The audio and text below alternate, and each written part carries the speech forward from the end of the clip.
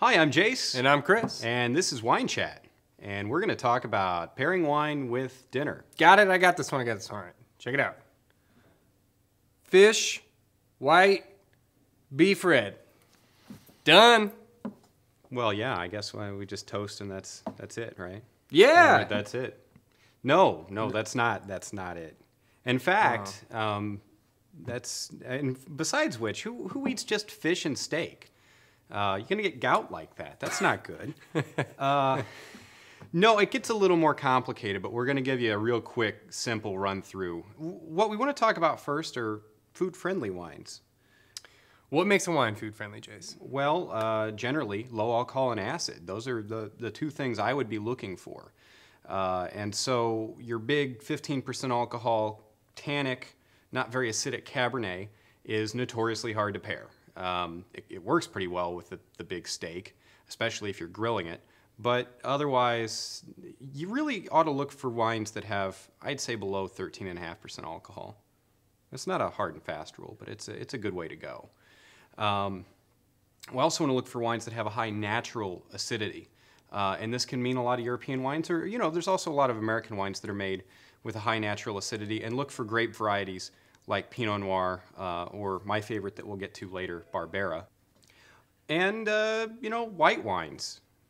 As we've discussed before, we really like whites. We want you to go out there, try new different kinds of white wine. They actually pair better with food more often. They're just more food friendly in general. You're less likely to tackle things like heavy tannin, obviously, because, as we've discussed before, tannin not so much in the white wine. You're also less likely to encounter huge amounts of oak and, just a lot of other otherwise delicious things that aren't necessarily going to go with what you're having for dinner. So let's bullet point this. All right. And get to some meat and potatoes stuff.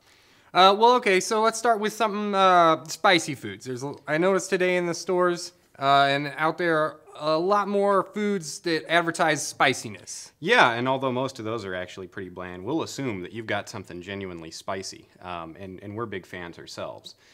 We really want to stick to that low alcohol thing. As soon as you get a lot of alcohol and tannin, either one, in a wine, it's going to really emphasize the heat. You want something that's going to cut the heat, and a good foil for that can be something just a hair sweet.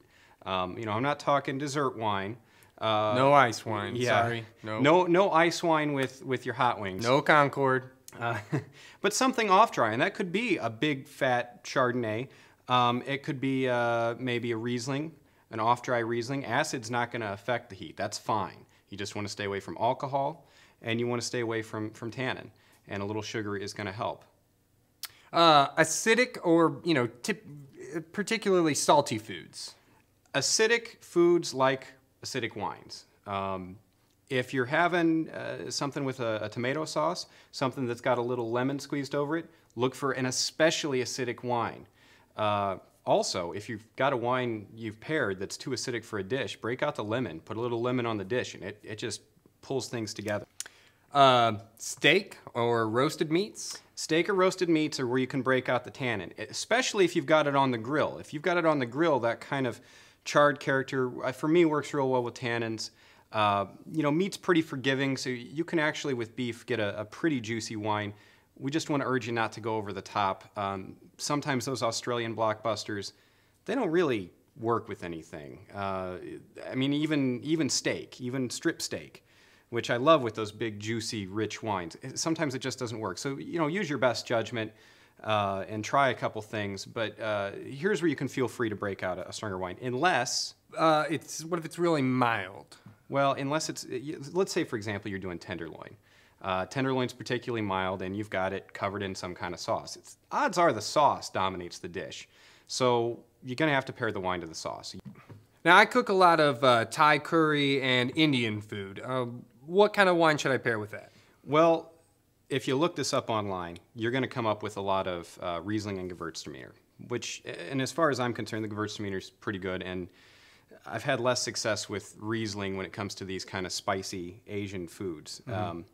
Maybe that's just me. A lot of experts will tell you to do that. In my particular experience, I'd say maybe if it's an acidic Thai dish, it's got a lot of lime squeezed over it, you get away with some Riesling. But on a whole, for kind of Asian and Pan-Asian and all the, there's a broad scope. It's hard to pair one wine. But I actually like milder whites. They can be a little off dry. You can get a little sweetness in there. But something so really acidic as Riesling, I think too often doesn't jibe. I mean, especially if you're going to make, Asian's a broad category. You've been making Japanese food.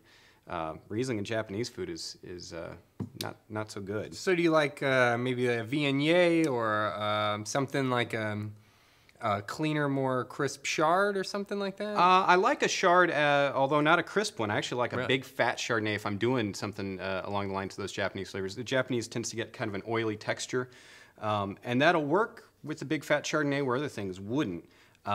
Especially once you add a little heat, then that sweetness in the Chardonnay works. But I do like a Viognier. Viognier, things that are aromatic can have a little sweetness. Gewürztraminer does still work pretty well, but I like things that have a little oil in the body because very often Asian food, Chinese and Japanese in particular, you get a lot of that umami kind of characteristic of a real kind of coating the tongue sort of thing that works great with those wines. And lastly, traditional European cuisines. This is a no-brainer. If it's Italian food, you're probably best off with an Italian wine. You don't have to do it that way, but as a good safe bet, it works most of the time. But remember, for example, Italy is a big place, and there's a lot of variation north to south. So if you can get more particular, get more particular. But at the very least, European food, stick with European wine. Don't try to do these giant American wines with subtle, traditionally made European foods. It doesn't work most of the time. And finally, we want to emphasize that you play around with it. Now, not to the extent... Like play with the food, play with the wine? I'm not well, sure. you play with your food, but... mashed potato sculptures. Like in that movie. Yeah. You seen a lot of UFOs? Not lately. No, okay, well, that's good. No, we want to... We want to encourage you to play around. I hear a lot of people say, though, there are rules, but really just drink what you like. You do that if you want, but if you want to do a big tannic wine with your hot wings, don't come crying to me when it doesn't work out real well. Use the guidelines. Use your own best judgment. If a wine's acidic, pair it with acidic food. It's just that easy. If you taste a dish and think, wow, this would be really great with such, try it. See how it works and play around with it. But that said, just because you really like ice wine and you really like cheeseburgers doesn't mean the two are really going to go together. That's like a heart attack or something, isn't it? Yeah. It's a bad date. Now, we've each picked a wine that we like a lot. So these are our picks for the week. And Chris, why don't you tell us a little bit about your food-friendly wine this week? I have picked the Baron de Luz White Bordeaux. This is a blend of Semillon and Sauvignon Blanc. It's very clean and very crisp, has a lot of citrusy flavors, quite a bit of acidity, makes it quite pairable.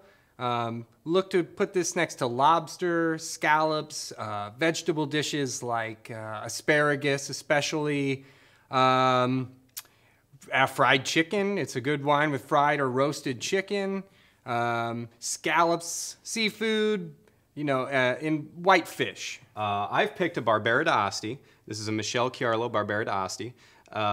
And Chris here has made fun of me on more than one occasion for people will come in and ask, oh, this is what I'm having for dinner. What should I? And I just go straight to the Barbera. Yeah.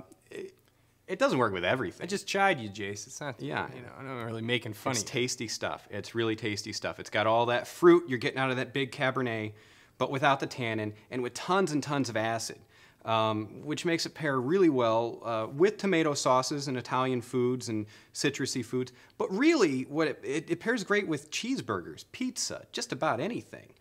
Something with a little fat, something that's got a little acid. It just works. Get out there. Just drink wine. Just drink wine and give us your food pairing questions. Go to winechat.tv if you're watching this on iTunes. Go to the blog. Tell us what you're having for dinner. And we check that more or less every day and see that nobody's commented. So comment, and give us your questions. And we promise we'll answer any legitimate food pairing question, even a few illegitimate ones. We will solve your dilemmas, people. So until next time. I'm Chris. I'm Jase. Salute.